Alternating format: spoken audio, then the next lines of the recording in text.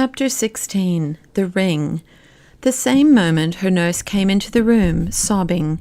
When she saw her sitting there, she started back with a loud cry of amazement and joy. Then, running to her, she caught her in her arms and covered her with kisses. "My precious, darling princess, where have you been? What has happened to you? We've all been crying our eyes out and searching the house from top to bottom for you."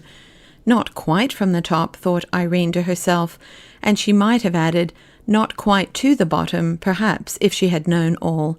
But the one she would not, and the other she could not say. "Oh, Lootie, I've had such a dreadful adventure," she replied, and told her all about the cat with the long legs, and how she ran out upon the mountain and came back again. But she said nothing of her grandmother or her lamp. "And there we've been searching for you all over the house for more than an hour and a half," exclaimed the nurse. "But that's no matter. Now we've got you.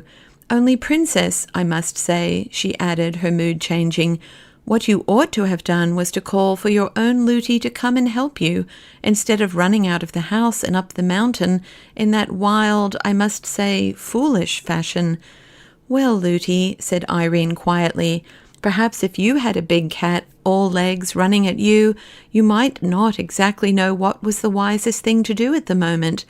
"I wouldn't run up the mountain anyhow," returned Lootie. "Not if you had time to think about it. But when those creatures came at you that night on the mountain, you were so frightened yourself that you lost your way home." This put a stop to Lootie's reproaches. She had been on the point of saying that the long-legged cat must have been a twilight fancy of the princess's, but the memory of the horrors of that night, and of the talking to which the king had given her in consequence, prevented her from saying what, after all, she did not half believe, having a strong suspicion that the cat was a goblin, for she knew nothing of the difference between the goblins and their creatures. She counted them all just goblins. Without another word, she went and got some fresh tea and bread and butter for the princess. Before she returned, the whole household, headed by the housekeeper, burst into the nursery to exult over their darling. The gentlemen-at-arms followed, and were ready enough to believe all she told them about the long-legged cat. Indeed, though wise enough to say nothing about it, they remembered, with no little horror, just such a creature amongst those they had surprised at their gambols upon the princess's lawn.